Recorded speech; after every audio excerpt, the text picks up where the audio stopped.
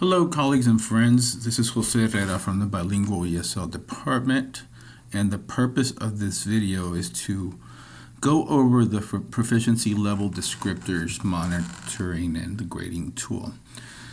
So, in essence, out of this video, I want to support in answering three main questions. The first being, how is this tool laid out? The second is, how do I, a teacher, would use this as a monitoring tool? And third, how would I extract a grade from this tool? So let's get started. So the document itself is laid out in 5 pages.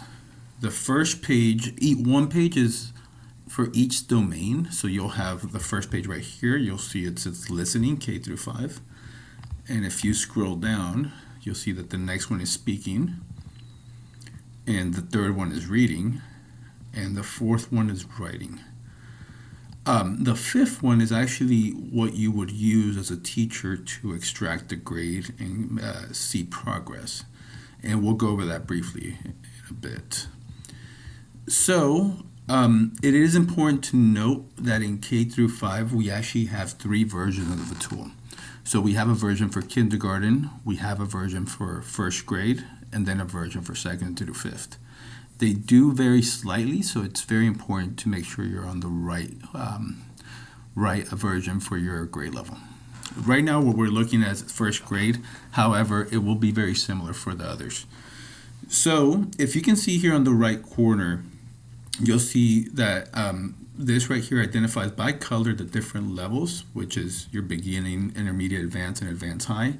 This correlates to this section where you would actually have indicators of where each student is. Furthermore, if you see right here on this section, it has a B1, 2, 3, and 4.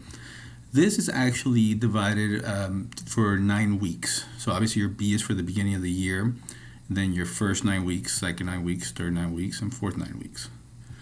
Then in this section, you would put your years in school, your grade, and then right here, you could, this is where most teachers will put their student's name. So then it's also very important to understand that you have to keep track on each domain every 9 weeks. That way, when you actually try to extract the grade, is there. But you know what? Let's go ahead and try to do an example together. So let's take, for example, if this was, you had a student named Jose Herrera. And years in school, let's say it's a new arrival, so first year for 1 year. And then it's first grade, so here you could enter first. First. Okay, so let's say I arrive to the class and my teacher evaluates me and she says, you know what, Jose, you are a beginner here, beginner here, beginner here, beginner here. So that would be my beginning of the year information. And let's say after the first 9 weeks, the progress is made and the student would actually say, okay, well, you know what, this student is actually starting to understand simple or routine directions, as well as short, simple conversations and short, simple discussions of familiar topics. So therefore, the progress for the first 9 weeks is here. However, in these 3 indicators, Jose is still here. Okay. So this would be at the end, this would be my beginning of the year, this would be my first 9 weeks, and we would move forward. Then let's say in this one, in speaking, I was here, here, here, here, and here. And you know what, let's say that in speaking, I didn't really make progress in this area, just for the sake of this example.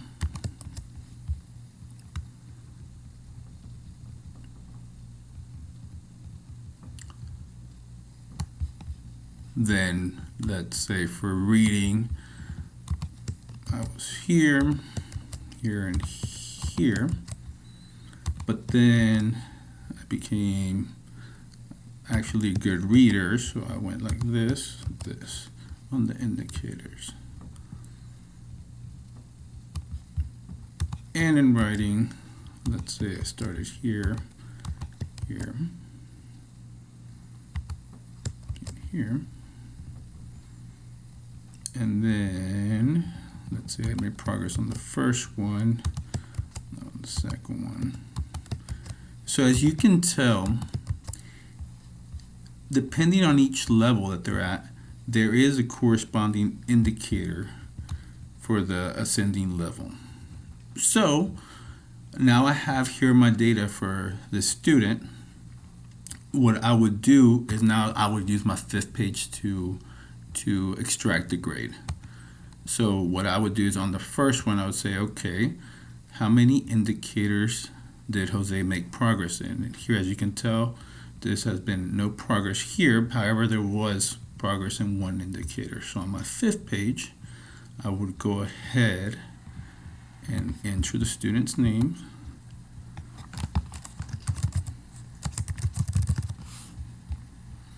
And then it says total number of indicators in listening domain. So we determined that that was 1. Then I would go back and I would say, okay, what about speaking? And speaking, you can tell there was no progress made. So I would go back to my 5th page and I will put 0.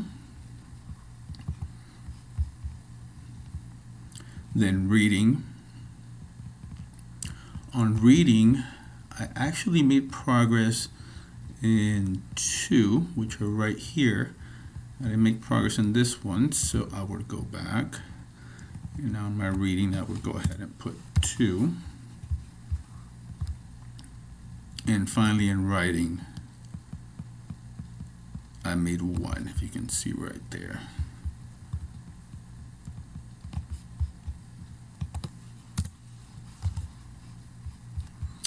So then you take this information for the first 9 weeks and you would add it up. So it would be 1 plus 0 plus 2 plus 1, that would equal 4. So then I would put that number right here for my total and number of indicators of progress.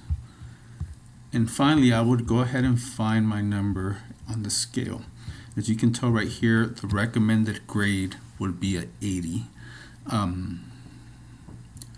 And yes, that's pretty much how you would extract the grade from this tool.